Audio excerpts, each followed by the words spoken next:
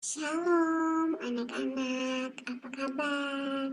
Nah, kembali lagi hari ini kita akan belajar di tematik kelas 4, tema 7 atau di buku kamu 4G. Ya, nah hari ini kita akan belajar indahnya keragaman di negeriku. Nah, sebelumnya anak-anak, silakan kamu melihat buku kamu ya, dan kita akan melihat bersama-sama di pembelajaran 1 tema 2. Oke? Nah, kalau sudah, kita akan berdoa bersama-sama. Kita akan memulai pembelajaran kita hari ini. Let's pray. Nah, anak-anak, tujuan pembelajaran kita hari ini adalah yang pertama, menemukan kata-kata sulit dan menentukan gagasan pokok setiap paragraf dalam teks. Kita akan membaca bersama-sama sebuah cerita dan sebuah pengetahuan tentang suku Kajang. Nah, warisan leluhur suku Kajang. Nah, anak-anak tahu suku Kajang itu tinggal di pedalaman Kabupaten Bulukumba. Itu tepatnya di Sulawesi Selatan. Nah, masyarakat di sana dikenali melalui pakaian yang mereka pakai, yakni baju serba hitam. Mereka juga selalu mengenakan kostum hitam dan berjalan kaki kemanapun mereka pergi. Nah, anak-anak, menurut mereka, pakaian hitam memiliki makna kebersahajaan, kesederhanaan, serta kesetaraan seluruh anggota masyarakatnya. Nah, mereka juga memakai pakaian hitam agar mereka selalu ingat akan kematian. Nah, makna kesetaraan juga dapat terlihat dari bentuk bangunan rumah yang ada di daerah tempat tinggal mereka. Nah, coba kamu lihat anak-anak, semua model, ukuran, dan warna terlihat serupa dengan atap rumbia dan dinding papan. Nah, sebuah rumah berdinding bambu hanya dimiliki oleh pemimpin mereka yang disebut dengan Amatoa. Nah, anak-anak, masyarakat suku Kajang ini masih memegang teguh tradisi nenek moyang, yakni papasang, yang artinya hidup sederhana. Jadi, masyarakat suku Kajang itu menolak kemegahan dunia anak-anak. Nah, di sana juga tidak ada listrik ditemukan.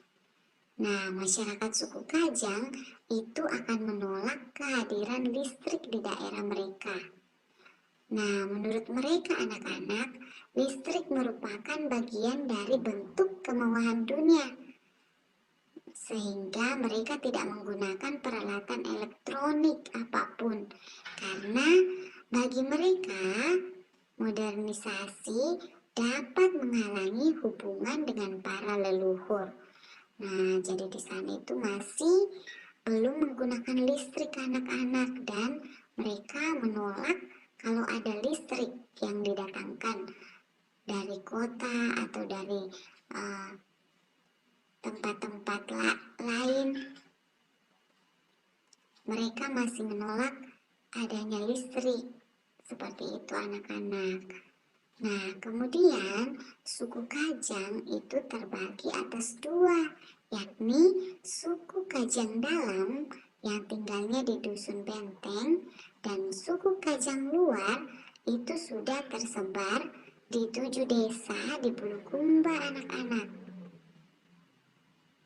Nah, sekalipun terbagi dua, tetapi tidak ada perbedaan antara dua suku ini, karena sejak dahulu hingga saat ini mereka selalu berpegang teguh pada ajaran leluhur dan menjaga keseimbangan hidup dengan alam.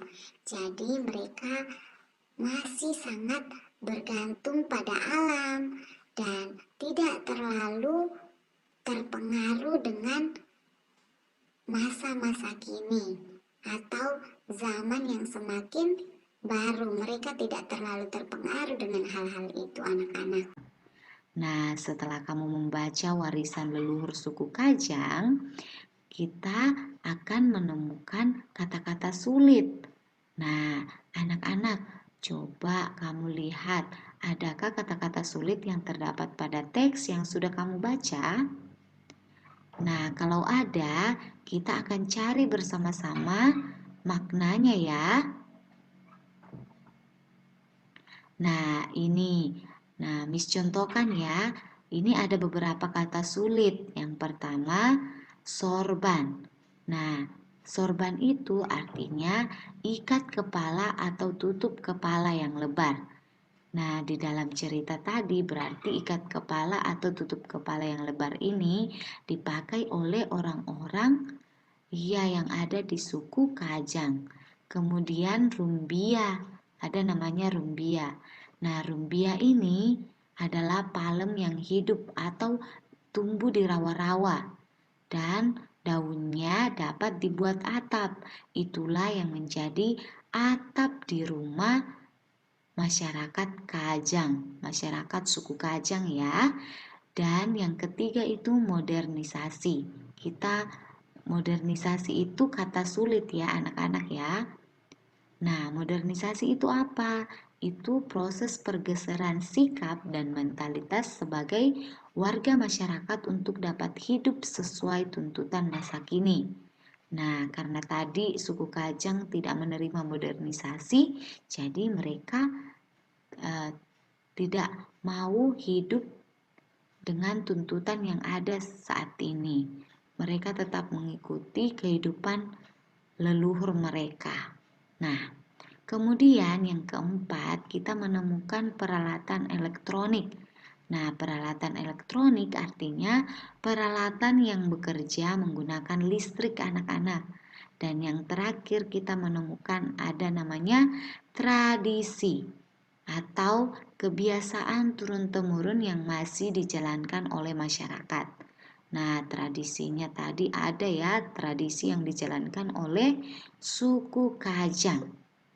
Nah, setelah kamu menemukan kata sulit dan mencari artinya, sekarang kita akan melihat pokok pikiran dari setiap paragraf yang terdapat pada teks. Coba, apakah kamu menemukan pokok pikirannya anak-anak? Nah, kita akan lihat sama-sama ya, karena tadi di ceritanya tentang suku Kajang itu ada 3 paragraf, jadi kita melihat ada 3 paragraf dan kita akan mencari pokok pikirannya ya. Nah, yang pertama, pokok pikirannya itu setelah Miss baca dan anak-anak juga baca, kita melihat bahwa pokok pikirannya itu suku Kajang berada di pedalaman Kabupaten Bulukumba, Sulawesi Selatan. Kemudian yang kedua, paragraf kedua itu, pokok pikirannya itu masyarakat suku Kajang yang masih sangat teguh dalam memegang tradisi. Nah, pokok pikiran ini anak-anak biasanya terdapat di awal dan di akhir setiap paragraf ya. Nah, kamu bisa cari tahu nanti. Nah, yang ketiga kita menemukan suku Kajang terbagi 2, yakni suku Kajang dalam dan suku Kajang luar. Tapi dua-duanya itu masih tetap melakukan tradisi yang sama.